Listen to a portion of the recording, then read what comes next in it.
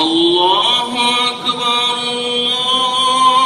اللہ اکبر۔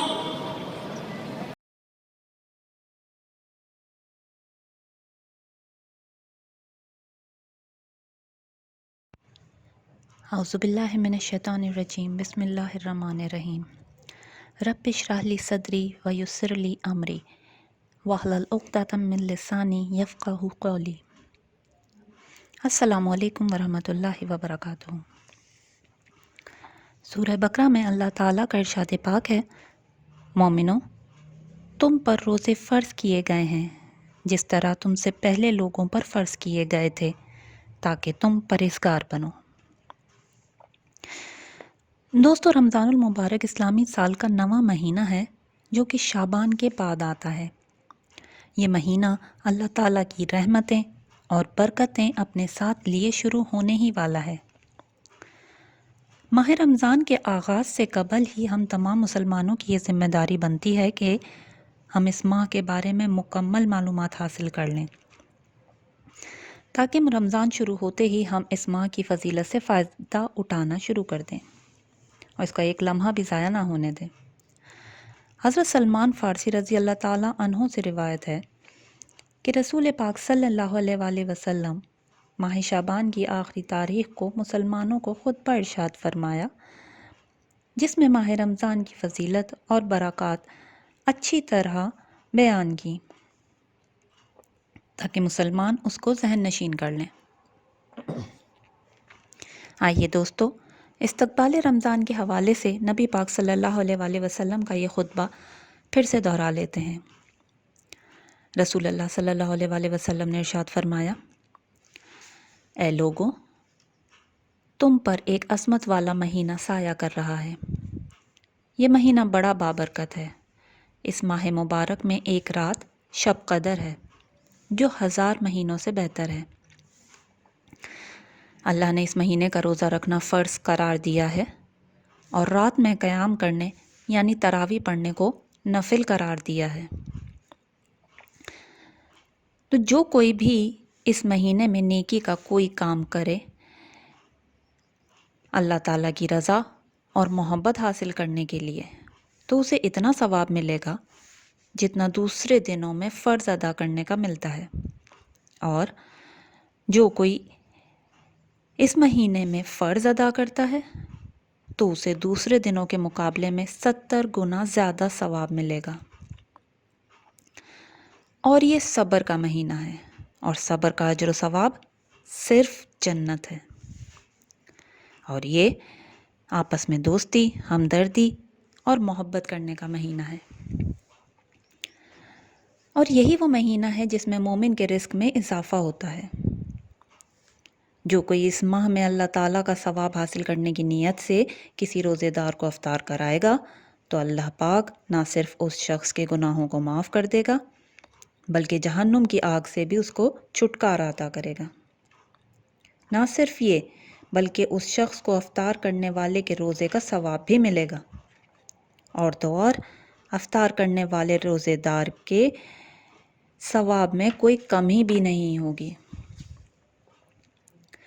دوستو، حضرت سلمان فارسی رضی اللہ تعالیٰ عنہ ان صحابہ کرام میں سے تھے جن کے پاس دنیاوی مال و اسباب نہ ہونے کے برابر تھا۔ وہ بہت غریب تھے اور عام دنوں میں ان پر فاقے پڑتے تھے۔ اب ان جیسے صحابہ کرام کی اتنی حیثیت کہاں تھی کہ وہ کسی روزے دار کو اس کا روزہ افطار کرا سکے۔ چنانچہ حضرت سلمان فارسی نے اللہ تعالیٰ کے رسول صلی اللہ علیہ وآلہ وسلم سے عرض کی، اے اللہ کے رسول، ہم میں سے کافی لوگوں کو تو روزے دار کا روزہ افطار کرانے کی استطاعت ہی نہیں ہے، تو کیا ہم اس اجر و ثواب سے محروم رہیں گے؟ اس پر رسول پاک صلی اللہ علیہ وآلہ وسلم نے ارشاد فرمایا کہ اللہ تعالیٰ یہ ثواب اس شخص کو بھی عطا فرمائے گا جو دودھ کی تھوڑی سی لسی یا صرف پانی کے ایک گھونٹ پر ہی کسی روزے دار کا روزہ افطار کرائے۔ سبحان اللہ۔ اپنے اس خطبے میں رسول اللہ صلی اللہ علیہ وآلہ وسلم نے آگے ارشاد فرماتے ہیں، اور جو کوئی کسی روزے دار کو پیٹ بھر کر کھانا کھلائے گا اسے اللہ تعالیٰ میرے حوض یعنی حوض کوثر سے ایسا سیراب فرمائے گا کہ قیامت کے روز میدان حشر کے مرحلے سے لے کر بقیہ تمام مراحل میں اس کو پیاس ہی نہیں لگے گی، یہاں تک کہ وہ جنت میں داخل ہو جائے گا۔ سبحان اللہ۔ آپ نے آگے ارشاد فرمایا، اور یہ وہ مہینہ ہے کہ اس کا ابتدائی حصہ یعنی پہلا عشرہ اللہ کی رحمت کا حصول ہے، اور اس کا درمیانی حصہ یعنی دوسرا عشرہ مغفرت کا حصول ہے، اور اس کا آخری حصہ یعنی تیسرا عشرہ جہنم سے نجات ہے۔ اور جو کوئی اس مہینے میں غلام و خادم یا اپنے ماتحت لوگوں کی مشقت میں کمی کرے، یعنی آج کے دور کی مناسبت سے ہم سمجھ سکتے ہیں کہ گھروں میں کام کرنے والے ملازمین یا آفیسز وغیرہ میں کام کرنے والے لوگوں کے کام میں کمی کرے گا تو اللہ تعالیٰ اس شخص کی مغفرت فرمائے گا اور اسے دوزخ کی آگ سے آزادی عطا فرمائے گا۔ دوستو، یہ وہ خطبہ مبارک ہے جو بقول حضرت سلمان فارسی رضی اللہ تعالیٰ عنہ نبی پاک صلی اللہ علیہ وآلہ وسلم نے شعبان کی آخری تاریخ کو ارشاد فرمایا تاکہ ماہ رمضان شروع ہونے سے پہلے ہی امت اس ماہ کی فضیلت کو اچھی طرح سمجھ لے۔ حضرت سہل بن سعد رضی اللہ تعالیٰ عنہ سے روایت ہے کہ رسول اکرم صلی اللہ علیہ وآلہ وسلم نے فرمایا، جنت میں ایک دروازہ ہے جسے ریان کہا جاتا ہے، اس دروازے سے قیامت کے دن خاص روزہ رکھنے والے ہی داخل ہوں گے، ان کے علاوہ کوئی اور داخل نہیں ہوگا۔ پکارا جائے گا کہ روزہ رکھنے والے کہاں ہیں؟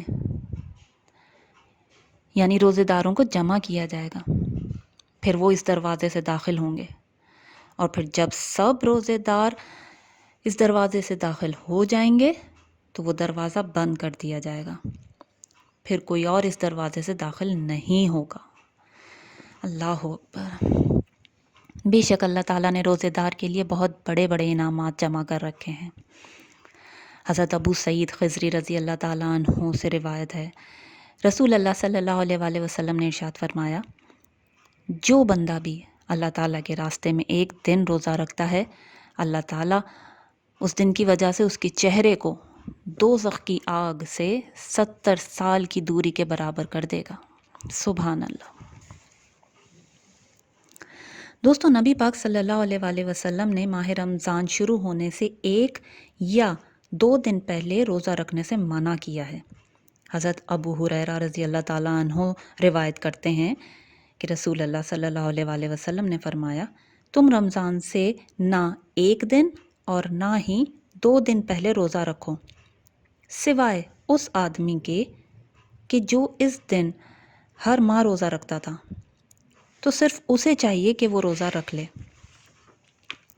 اس حدیث مبارکہ کا مقصد ہے کہ ہم پوری قوت اور صحت کے ساتھ ماہ رمضان کا آغاز کریں۔ ایسا نہ ہو کہ نفلی روزے رکھتے رکھتے اتنی طاقت ہی نہ رہے کہ فرض روزہ ہی نہ رکھا جا سکے۔ آئیے دوستو دعا کریں، اللہ تعالیٰ ہمیں توفیق دے کہ ہم پورے ماہ رمضان کے روزے رکھیں اور اللہ تعالیٰ انہیں قبول فرمائے اور ان کو ہمارے لیے جہنم سے نجات کا ذریعہ بنا دے۔ آمین۔ آخر میں آپ سب سے میری ایک درخواست ہے کہ پلیز لوگوں میں آسانیاں بانٹیں، اللہ تعالیٰ انشاءاللہ آپ کی زندگی آسانیوں سے بھر دے گا۔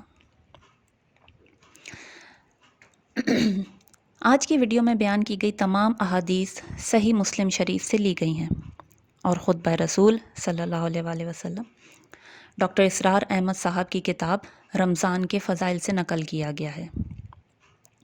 اگر ویڈیو پسند آئے تو لائک کر دیں اور چینل کو سبسکرائب کر دیں۔ دعاؤں میں یاد رکھیے گا۔ اللہ حافظ۔